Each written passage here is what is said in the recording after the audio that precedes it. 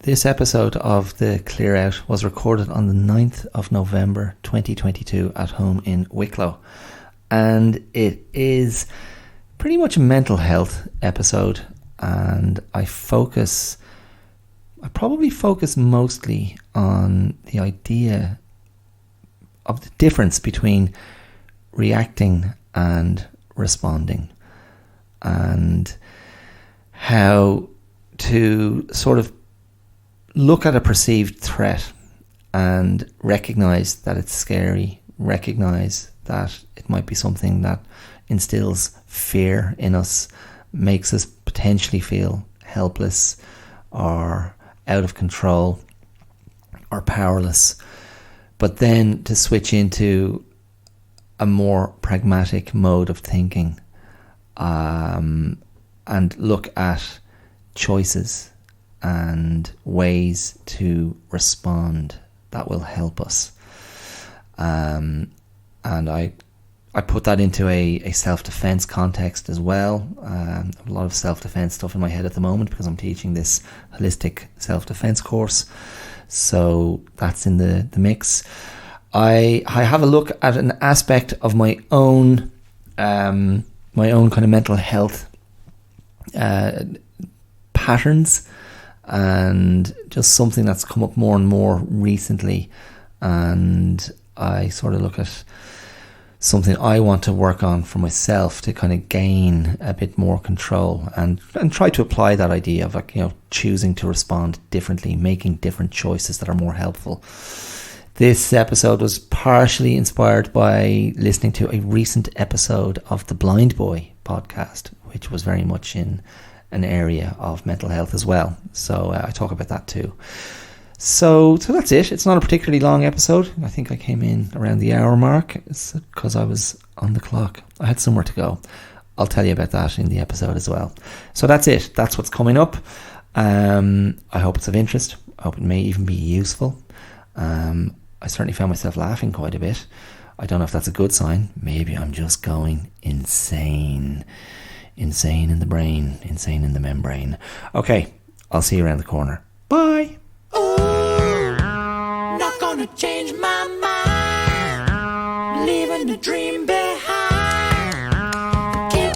Hi, my name is Dara Clear, and you're listening to The Clear Out, and you're very welcome. How are you? How are you today? The sun is shining. This is a nice change from recent times. There's been an awful lot of rain. Oh my goodness. But the sun is shining, and it's just striking the hedge in the garden as I look out the window in my home studio here at #blessed. The home studio, the home office, a space I share with my wife. And the sun is striking that hedge, and it's just beautiful. The yellows and fading greens and golden browns of autumn are there. How nice. How nice for me to see that. So, there you are. Another week. My goodness. Doesn't a week come in so quickly? So quickly. But I think, and again, this is stating the obvious, number 577. When you have these regular pit stops, these regular markers in your routine, the effect is to accelerate the sense of time, to accelerate it, and that can be quite disconcerting and quite unnerving at times. And for me, there are different markers. I have a few regular fixtures in my week between teaching different martial arts classes and rolling around to what is typically my recording day for the podcast, Wednesday. And it's another Wednesday here at #blessed. And I'm like, oh yeah, I'm recording the podcast today. What the hell am I going to talk about? And that is very much the case today. Normally I start percolating some ideas a day or two or three before the podcast, sometimes something very obvious presents itself, and I just know instinctively, I go, oh yeah, there's a bit of meat on that bone, and I'll be very comfortable reflecting, extrapolating, and opinionating on that particular topic for whatever, 75, 80 minutes. And today I got nothing. I've got zilch. And so this is really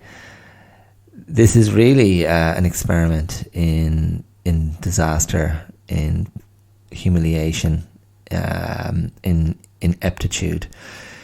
That goes against what I was talking about last week when I was making a huge defense of the competence of men. And yet here I find myself a week on, flailing about, going, oh my God, I've no idea what the direction of travel is for today's episode. And I'm on the clock. I am on the clock because I was having some technical difficulties. My computer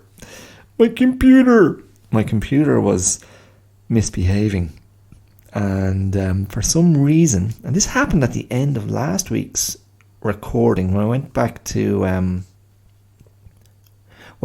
to produce the episode and do the things I do with the audio software, the recording software, my headphones weren't responding, which is it's quite disconcerting, because I'm used to hearing this through the cans, as they like to say in the biz.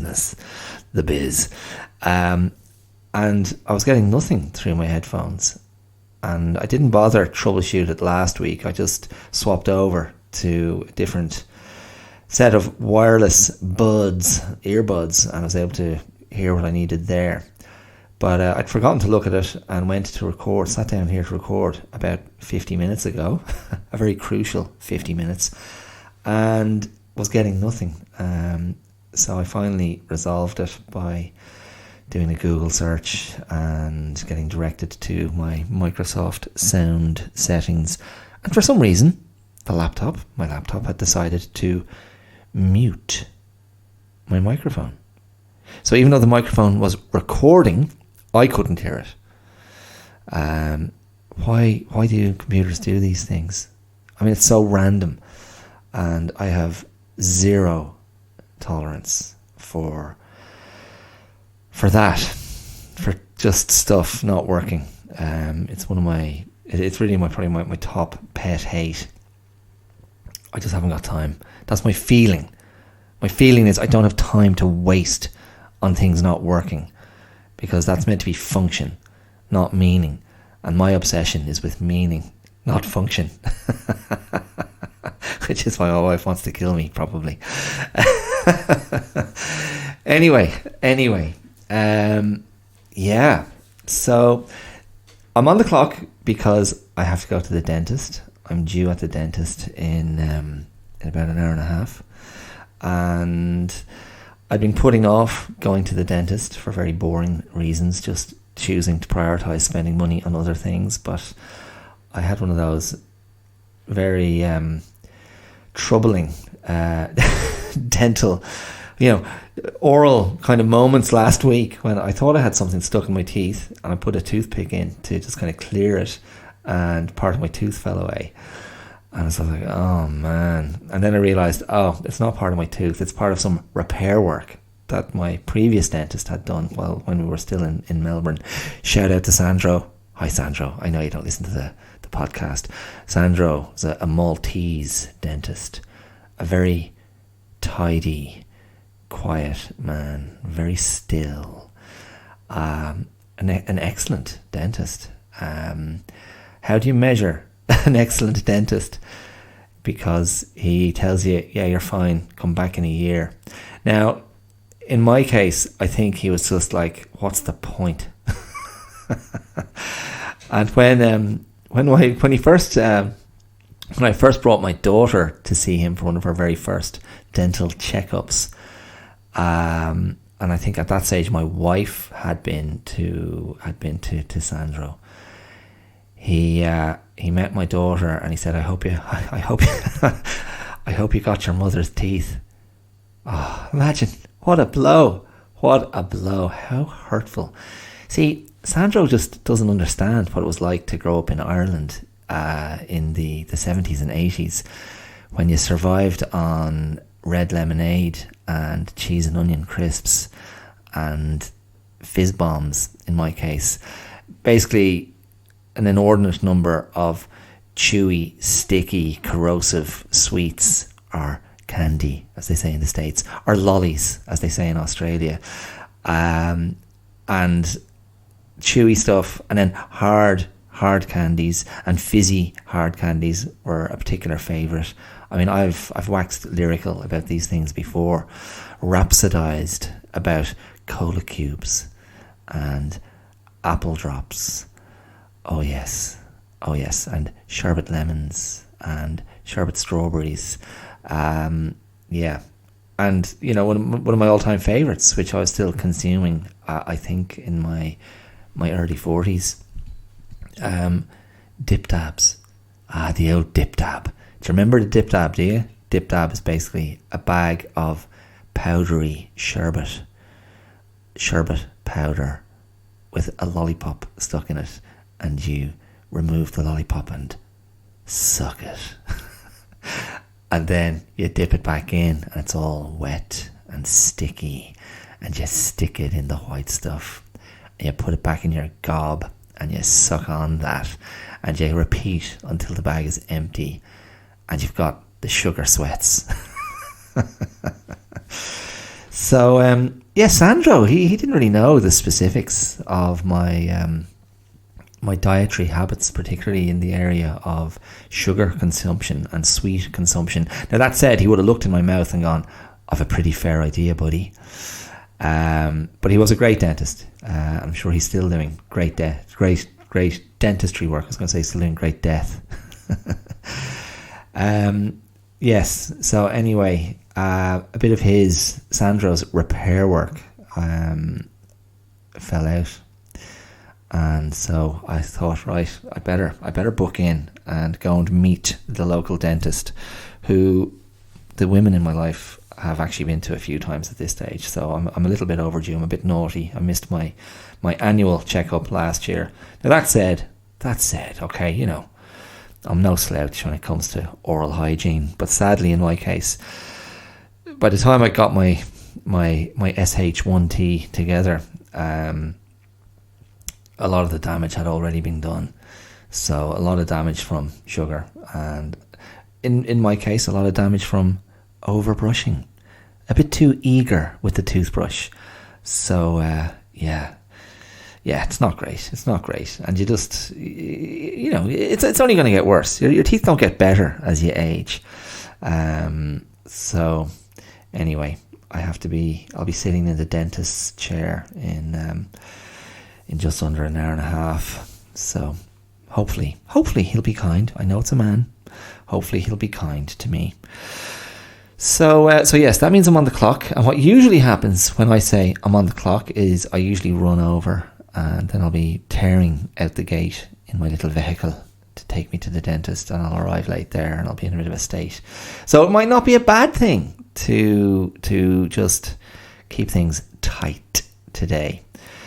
Yeah, so there you go. I did listen this morning to Blindboy's latest episode of his podcast. I can't remember if I was talking about Blindboy last week or the week before, but as ever, I do recommend listening to him. He is a very distinctive character, has a very distinctive take on life, on wellness, on mental health.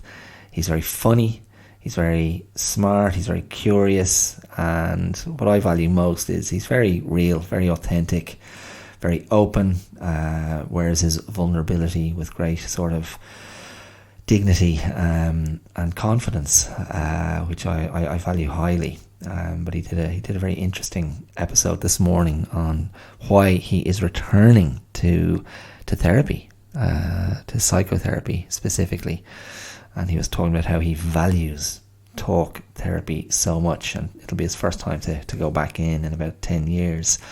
And he was talking about the idea that a therapeutic space is fundamentally about safety. I found myself sort of nodding in agreement and thinking, yeah, that's what it should be, isn't it? Now, that said, I think if you haven't been to therapy before, that's it's a relationship, and it may not work the first or second or third or fourth time. You might need to shop around and find a therapist and a form of therapy that best suits your needs.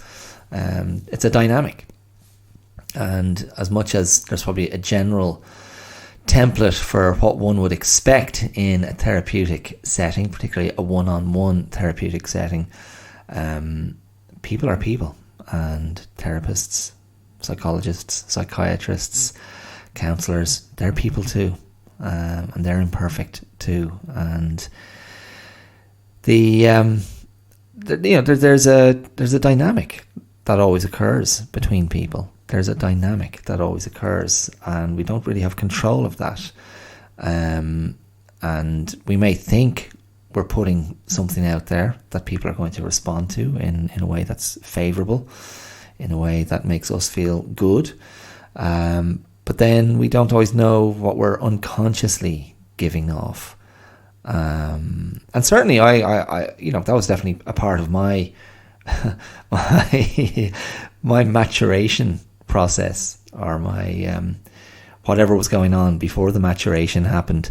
I just had this concept of myself as a young man, particularly when I was in university. It was very evident, and I just had this perception of myself as this, hey, I'm a happy-go-lucky guy. I'm footloose and fancy-free.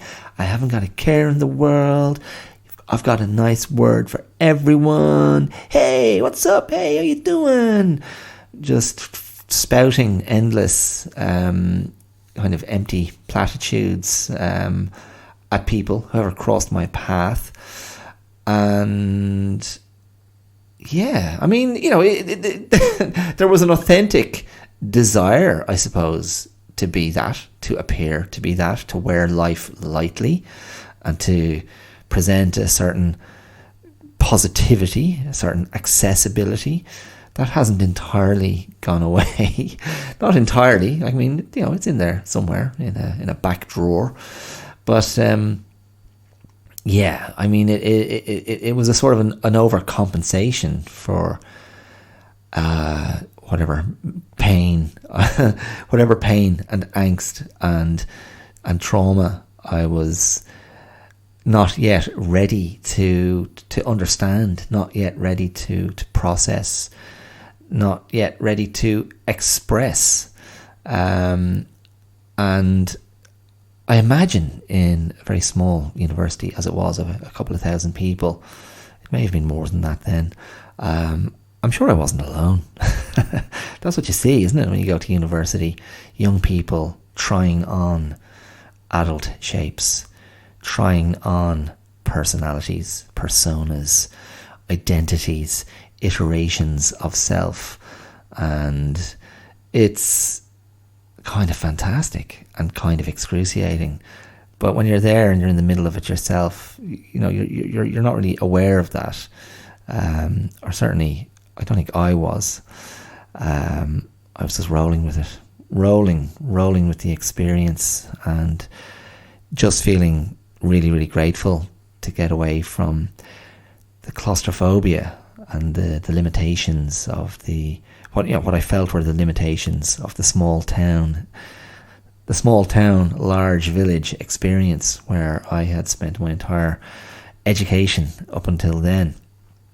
And it was very, very liberating and energizing to suddenly find yourself with young liberated people from the small towns and villages of Ireland all congregating in this, what I still have enormous affection for, this wonderful and peculiar and idiosyncratic university.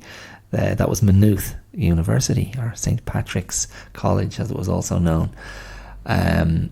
It was this sort of slightly scruffy outlier in the university fraternity of Ireland, on the kind of the fringes of Dublin. And yeah, the cliche that we all enjoyed as students was it was the easiest college to get into and the hardest one to leave. And the hardest one to leave because it was so fun and cozy and intimate. And also we flattered ourselves by saying, that the teaching staff at the university marked particularly hard. And yeah, you're here, but don't think you're going to just get away with coasting through this tertiary education. And I certainly I came a cropper early on.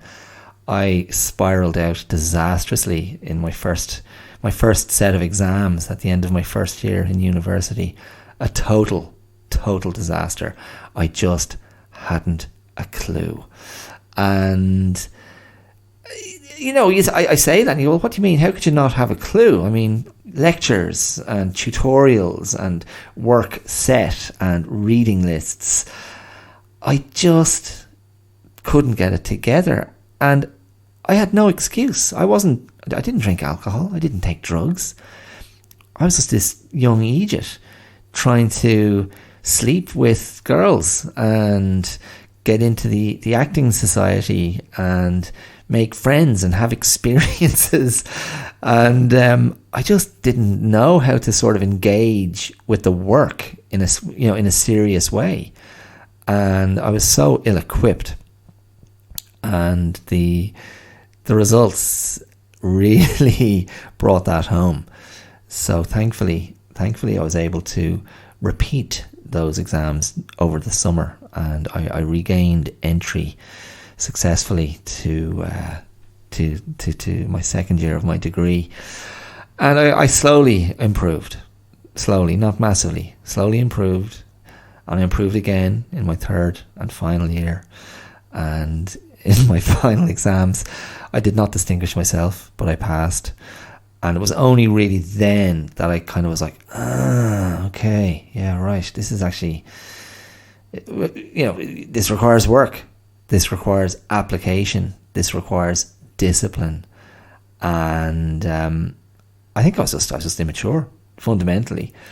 I was young and dumb and just not ready for that part of it. And I was bitterly disappointed because I really wanted to stay on. A lot of my friends stayed on in college and did postgraduate qualifications, and I very much wanted to be a part of it. But they were like, get out. You're shite. And I carried my little carcass down to Kilkenny City and licked my wounds there while I worked in a bookshop, one of the family bookshops. I can't remember if that was mentioned, if that's been mentioned at any point in the history of the podcast. But my extended family, my grandmother opened a bookshop in the mid-70s, early to mid-70s.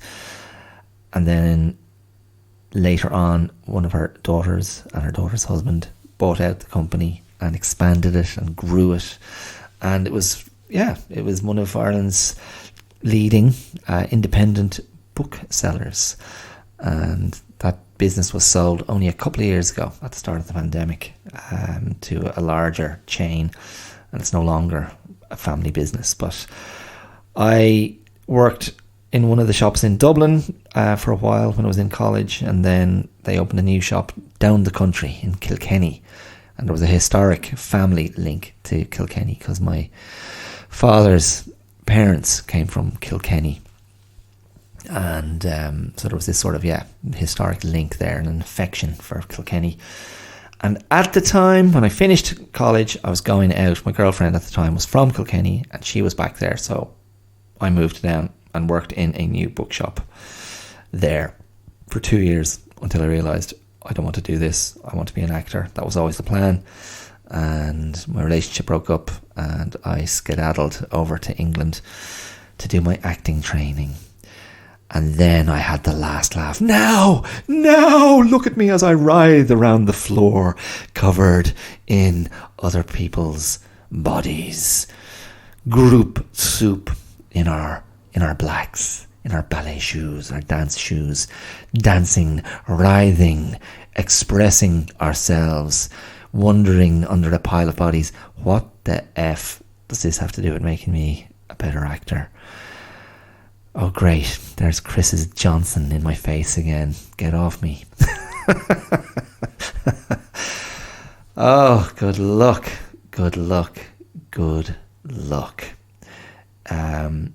Yeah. So I don't know where that came from. What was I talking about?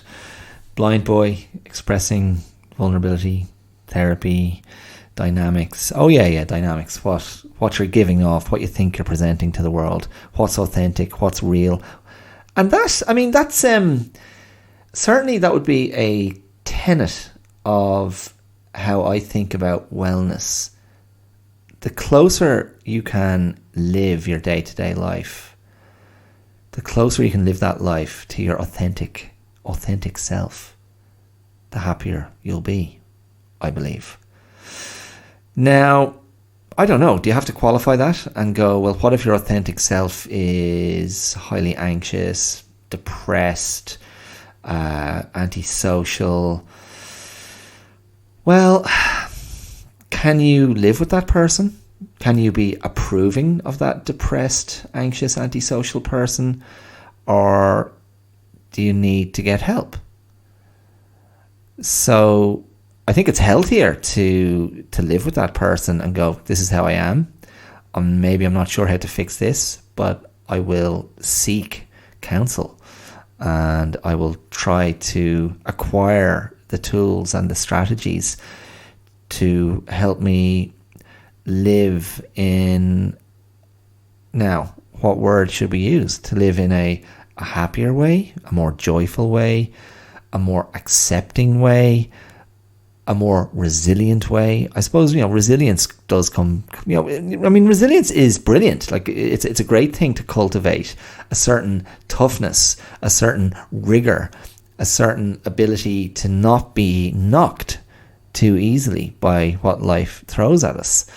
And with resilience, maybe perspective should be brought in, like being able to keep perspective. I think is a key aspect of resilience. Not losing the head. I know when I'm in bad headspace, personally, I have, and I think this is probably ramped up a little bit in recent years. If I get into bad headspace, and that's not necessarily enduring a depressive episode, but just maybe more in the anxiety area, I do find that of late I tend to catastrophize and just let things blow out of all proportion in my mind, and then that opens the door to the intensification of negative emotions, fear, anger, anxiety, uncertainty, that feeling of a loss of control, which of course for many people is a key component of anxiety. But I think it's something I'm trying to work on at the moment, to go, when I'm dealing with something that's adverse, when I'm dealing with something that's troubling me, upsetting me, destabilizing me, can I pay a little bit more attention to what it is that allows me to accelerate that or exacerbate it and lean into the catastrophic doomscape that will take over temporarily, because there's nothing enjoyable about that. And on the other side of it, I sort of feel a bit alienated from myself and think, what the hell? I mean, how did I let that in? How did I validate that? And it's hard. I mean, that's the nature. That's the nature of of negotiating anxiety. It's the nature of negotiating the negative loop, which I spoke about a little bit at the start of last week's episode. But I'm particularly interested at the moment in looking at that aspect of my own reaction. And I think that's what it is. It's a reaction. It's not a response. And, you know, you may roll your eyes. You might roll your ears. Oh, Jesus. And go, it's just semantics. It's just semantics. But I disagree. If we're talking about perceived threat, and I'll just contextualize this for a second. Last night I was running the holistic self-defense course again, and I was talking to the participants who were there.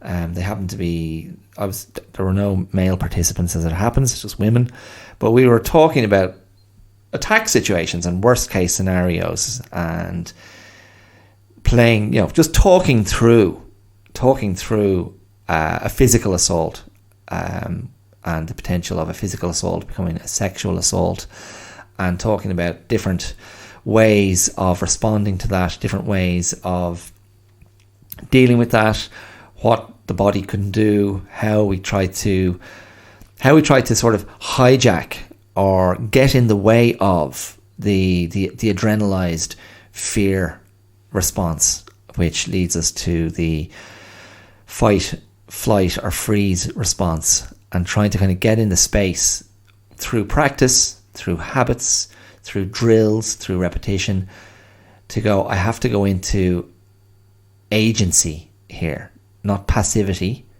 where I just let myself react and let fear blow me off the face of the earth, but where I try to get in the space and go, I need to choose an action. I need to choose to act here, or something really bad could happen. And from a practical point of view, that would be a key component of self-defense conditioning. So one part is, yes, this is an attack that works. This is a defense that works. This is what you should do with your body, your arm, your head, your elbow, your fist, your knee. And just repeat that action and drill it until you have the muscle memory and have a sense of, oh yeah, that works. I can do that. That's effective. But your brain will have a way of getting in the way of that and just letting you be overcome with the sense of fear, the sense of fright, the sense of helplessness, of powerlessness, and you may not feel able to use your body. And so we're trying to change the thinking to, I need to bypass or recognize the imperative, recognize how essential it is to go, I'm not going to let the fear, I can acknowledge the fear and in the moment go, oh my God, this is happening. This is a really scary situation. But then through other conditioning go, I am choosing to act. I am choosing to respond. I am choosing to, yes, defend myself here. And I'm not going to give this victory to the attacker. They're going to have to fight for it. If I can avoid that, if I can avoid the physical confrontation, I'll get away from here. But at that stage, when the attack is actually happening, it's probably too late. So the participants and I were talking about this and playing it out and sort of looking at worst case scenarios, and it's unpleasant stuff. It's unpleasant stuff to talk about. It's confronting, it's challenging. However, that's also part of the conditioning, to try and kind of gain a sort of a detachment and go more into practicality rather than staying in the emotional space. But it was interesting because we played that out and spoke about it, and we didn't role play anything, but then we went back to a much lower level form of attack, which would be just a dispute in the workplace, someone being snarky and making you feel bad in the workplace, that level of attack. And it was amazing to look at how the participants all just, their energy was transformed into, oh yeah, gosh, that doesn't feel like anything now. After looking at the other situation, after looking at, a really bad, a physical assault or a sexual assault, and then bring it back to, a bit of shittiness in the workplace, a bit of like low level static, low level friction in the workplace. And it's not to minimize how that can also be a very serious situation, but by comparison, the perspective that brought to what we were talking about. I mean, I could see the energy in the room change. I could see the energy in the bodies of the participants, of the people there. I could see the energy change. And there was a sort of a lightness and a sort of a brightening and, a sense of power, a sense of, actually that situation's really manageable. The workplace situation, like that's far less scary and intimidating than a worst case physical assault. So it was quite useful to look at it that way. And I think that's probably what we all struggle to deal with ourselves, with our own battles.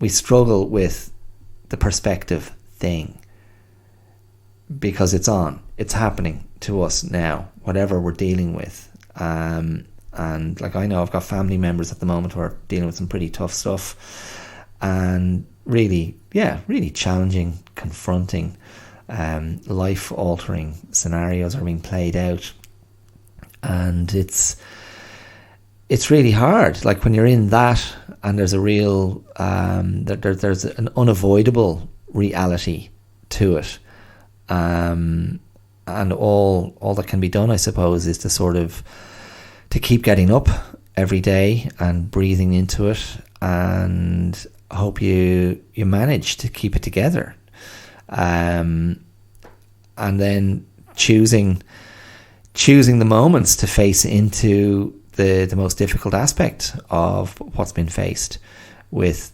the resources you feel are available to you at that time. And I think that's again taking it back to the general, not the specific, but the idea of how do I choose to respond? Because often the reaction can be illustrative. The instinctive, instant reaction can give us a lot of information. It can tell us, well, the basic feeling here is fear or anger or disgust or whatever it might be, panic. But then how do I choose to react to that? Like, how do I choose, okay, that's fine, I know this is really freaking me out. What's my best response now? What choice is going to help me most now? And what choice will help me least? And that, I think if we can incorporate that way of thinking into our personal struggles, into our whatever we're wrestling with, dealing with, whatever demons we're facing, whatever life difficulties we're facing, that it's not a cure-all.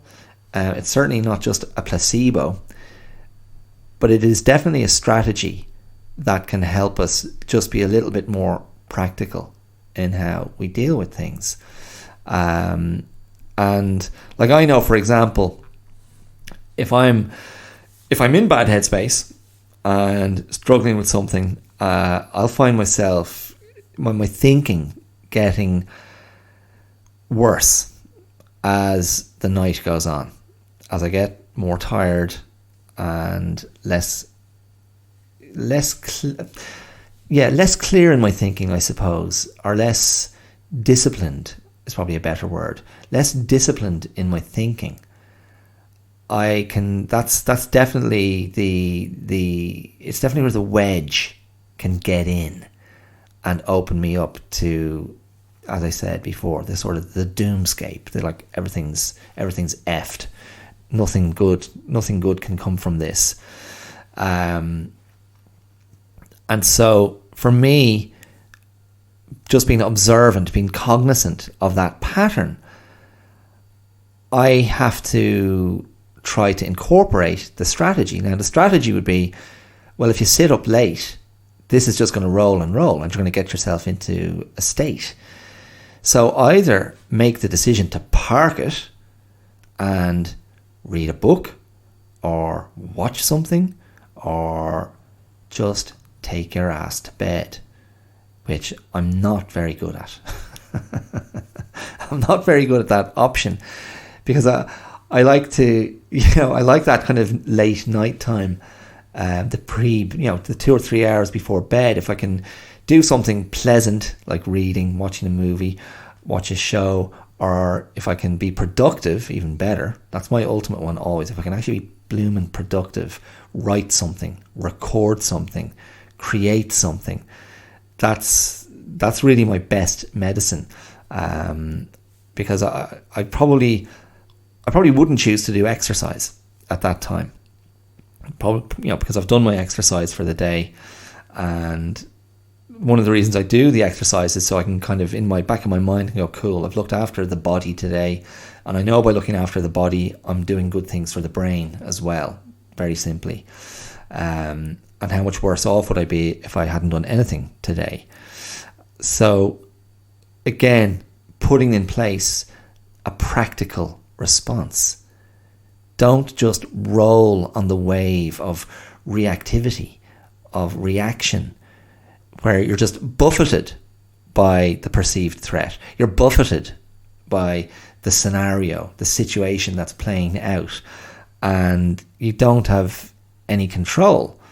Now, okay, let's just look at that as let's look at that as a potential response. If you can mindfully, and I mean, I'm not recommending this, I don't think. Again, it depends on the situation. If you can mindfully go, it's okay, I don't have control here. I'm going to allow myself to be buffeted, and I won't judge my reaction. I won't judge it. I'm just going to flow with it and go with it. I mean, yeah, maybe. Very zen. And fair play to you, I think, if you can do that.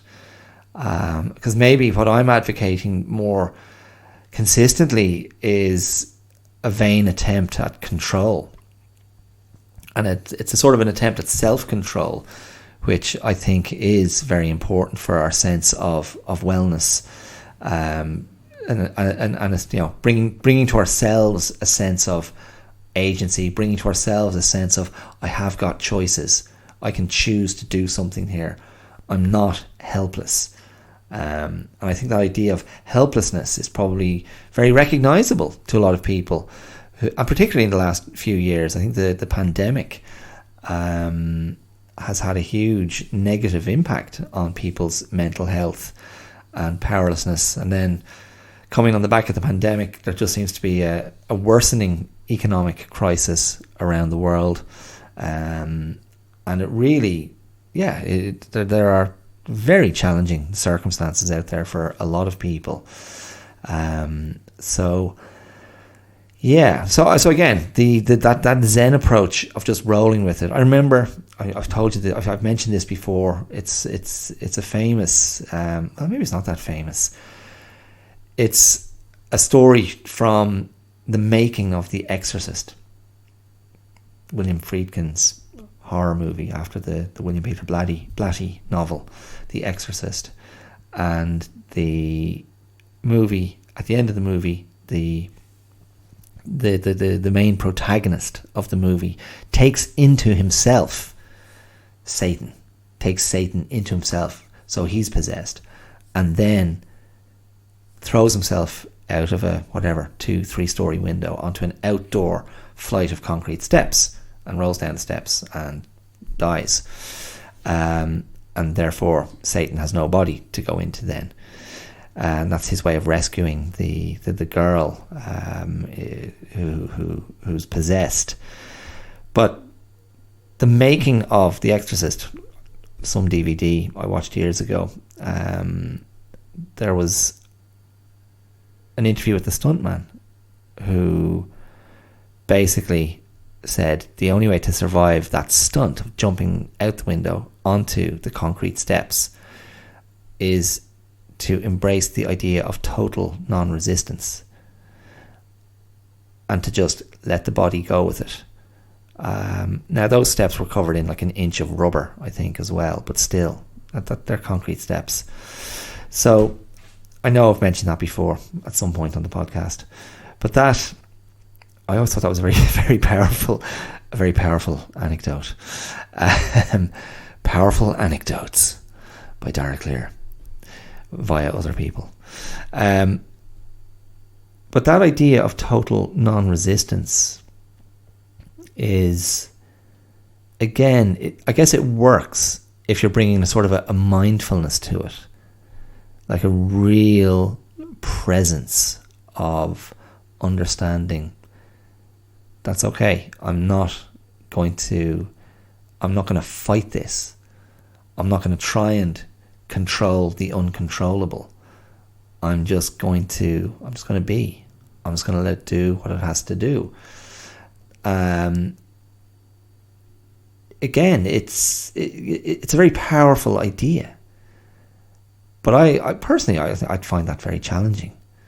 And I'm not saying one way or another if it's good or bad, but I think, when we talk about these things, it's easy just to take these things as sacred wisdom and kind of platitudinize them and go, oh yeah, well then do this and yeah, that'll work and then you'll be happy. I really don't believe that. I think we all have to find our own way. We all have to find the recipe of self-care that best suits us, that suits our personality, that suits our history, that suits our particular circumstances, and that suits our resources at that time. And so if I go back to what Blindboy was talking about on his podcast earlier this morning, he's basically saying, I need to go back to therapy because my tools, which are considerable, my tools that I have for my mental health regime, my mental health maintenance, while they're very good and while I have a lot of stuff at my disposal, they're not really working anymore. And so I need the outside eye. I need the extra help. I need the professional space. And in his case, he said I need to be heard. I need to be heard, and I need to hear my words repeated back to me, because I might be better able to validate them then, because my self-talk, and again I'm paraphrasing what he said today, go and listen to his podcast, that's the best thing to do. Basically saying like his own positivity mantra or wellness mantra to himself, he said he's deep down, he's not really buying it. And so he needs help to sort of recalibrate. And yeah, I've no doubt, well, I know, who knows, but like based on how he comes across in his podcast anyway, I'm sure he will make the most of that experience, and best of luck to him. And also great, well done to him as well for speaking so sort of honestly about such things. Anyway, there you go. So I think that's all I have to say on that for now. Coping mechanisms, responding, not reacting, and stepping into that space where reaction is going to kick you into the spiral, and having conscious choices, bringing intentionality to your response system. It may take practice, it may take discipline, it may come very easily to you, it may not come easily to you at all. All options are available. Total catastrophic failure is also available, always. Oh man, good luck. I see the midterm elections are happening in the States. The headlines seem to indicate that things are going well for the Democrats. But when I looked at the numbers, it didn't look particularly impressive, but then that probably exposes the poverty of my knowledge of the American political system and what's going on over there. So I feel like I heard Trump banging on about something last week with his usual bellicose grandiosity and self-aggrandizing crap. So he and his influence continue to be a worry, I think, and continue to be a threat to American political stability and American social stability, more importantly. Like that, it's amazing, really. Like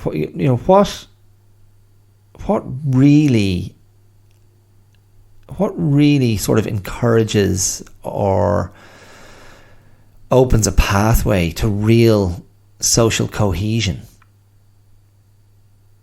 I mean, last year I think it was around this time last year, I did an episode on leadership, and I was railing against the poverty of political leadership in recent times, and how the sort of falling away of strong sort of leftist or socialist voices, certainly political voices that really value the benefit for all members of society, which, political voices that value greater accessibility to healthcare, education, and value the opening up of pathways for the most vulnerable in society. Those voices seem to have become so quiet. And meanwhile, on the other side of the political divide, the voices of the right, so to speak, grow ever louder, or have been growing ever louder. Now, that said, Bolsonaro, the president of Brazil, he just lost his position, and has been replaced by, I can't remember the name of the politician who's succeeding him, but that was a blow to some of these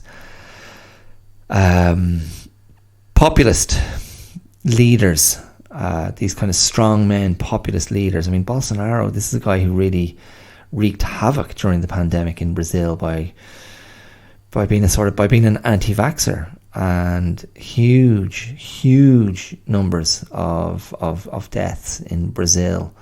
I think very much influenced by or affected by his position. Just not a very good guy, it would seem. So maybe the tide is turning. Maybe there's going to be a shift back to something a bit more balanced. Maybe there's going to be a shift back to a bit more planning for everyone. But I don't know. You get someone like Elon Musk completing his takeover of Twitter and immediately cutting loads of people. Now, don't get me wrong, I'm not sure if I feel that sorry for people who work for big tech. I think they're probably doing very well for themselves. But still in all, I don't know. Again, ultimately, I don't spend too much time thinking about this stuff, because that's my choice. That's my response. I go, is this choice going to help me? Is knowing more about Elon Musk's strategy, his plan for Twitter, is that going to help me? Is knowing what Trump is doing, is that choice going to help me? Or is it just going to get in my head and irritate me and upset me and raise my blood pressure and make me furious with the world and make me furious with the state of things? Where is a better place to direct my energy? And that would be another one of my strategies personally for trying to stay on the right track with my own journey.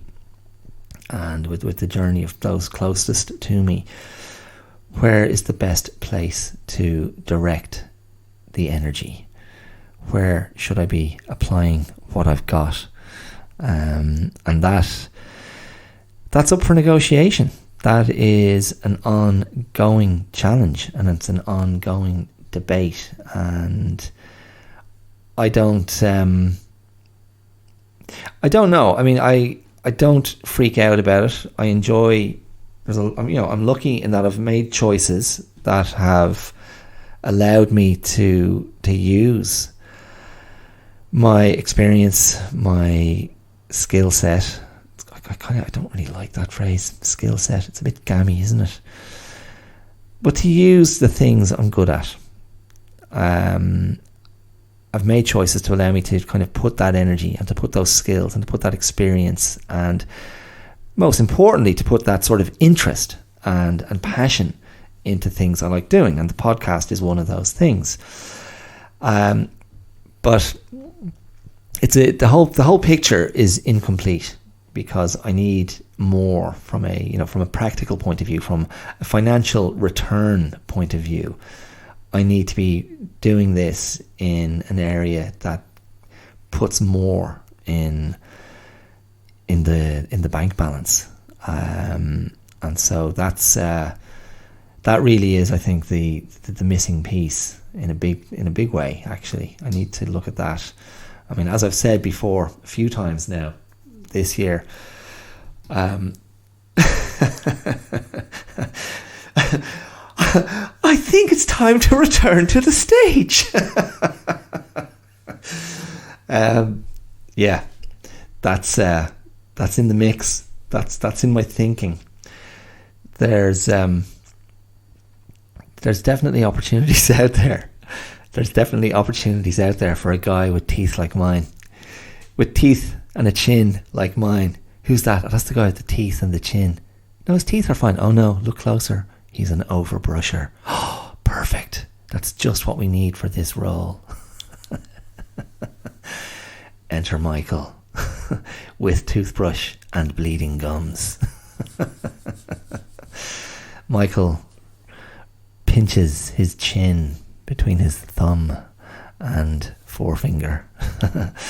Anyway, there's stuff being made. There's stuff being made over here. So that was one of my projects. One of my projects for a while the girls were away. The girls being my wife and daughter.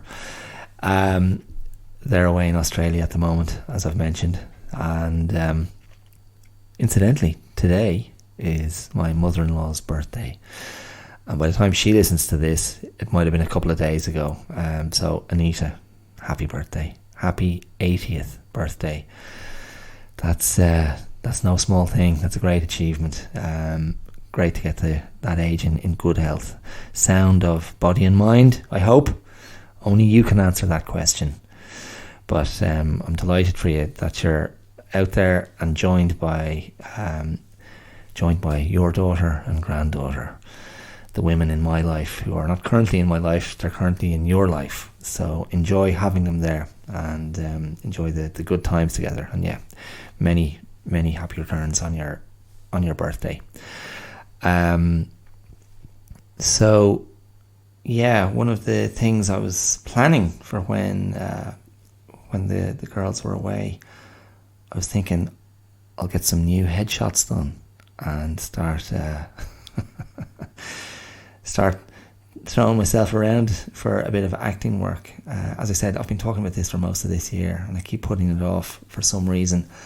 Not sure what that reason is. I'm quite comfortable with the idea, and I feel like I've got something to offer. I tell you what, if you're looking for a really nice interview with a member of the community of thespians, you could do far worse than listen to Adam Buxton's interview with Richard E. Grant. Richard E. Grant, the Swazi English actor. You're going, what? Originally from Swaziland. Richard E. Grant has written a book called A Pocket Full of Happiness. I say with hesitation there. No, A Pocket Full of Happiness, that's what it's called. And it's basically his account of his late wife's diagnosis and subsequent death from lung cancer. And so I guess he's doing the rounds promoting that. But he has a great interview with Adam Buxton on his podcast. And he comes across really well, very funny, and just has that very distinctive voice. That lovely Richard E. Grant voice. Oh, yes, I know what you mean. But very funny. And yeah, just a very nice interview. Adam Buxton has a great way of kind of getting into the personal stuff.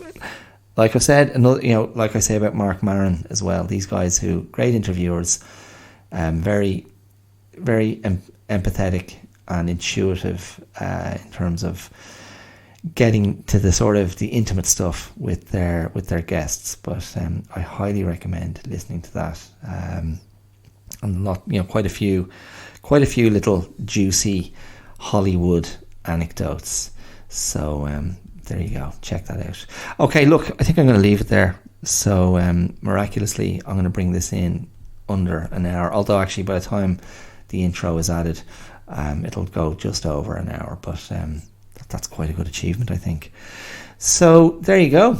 I'll have to work out what I spoke about. I think largely it ended up being about mental health management and wellness management, so that's consistent. That's consistent with the theme of The Tell. This is, after all, a podcast dedicated to explorations of wellness, explorations of coping with what life throws at us, explorations of finding ways to do better, I suppose. I mean, I hesitate. Do better. That's a bit aspirational. I don't think I'm aspirational. I think aspirational is a dirty word. That's maybe that's a bit warped. I don't know. Anyway, there you go. Okay, listen. You can, as always, throw me some love on social media. Go and find the Clear Out podcast. I mean, all the links are there wherever you're listening to this. Facebook and Twitter and YouTube, Instagram. Share the love. Share the episode. Like the episode. Subscribe to the podcast. Leave a review. That would be wonderful. And of course, if you use either the supporter link, which should be there in the description of the episode, or if you use the Patreon link, that's patreon.com/theclearout, you can contribute to the podcast financially and help sustain this creative enterprise. So if you're getting something from it, if you enjoy it, if it's diverting, if it's interesting, if it's amusing, if it's something that's meaningful to you in any way, if it's something that you find yourself bumping onto a friend, you could consider throwing a few bob at it once a month. I mean, you're literally talking a few euros, a few dollars, nothing mega, but it would make a big difference to me and sort of help me feel more committed and restore my faith in the long-term prospects of the podcast. So it's just an endorsement, really, isn't it? So anyway, that's grand if you have it and you're so inspired. Fantastic. If you don't have it, don't worry about it. And if you're not inspired, don't tell anyone. If anybody asks, it's brilliant, deadly. Oh my God. Go and check it out. It's fantastic. He's a lovely fella. Okay, on that very positive note, the high approval rating I try to give myself on a daily basis, we will finish up. Hope you enjoyed what you heard and catch you again next time. Take care. Take it easy. Be responsive, not reactive, and mind yourselves. All the best. See ya. Bye.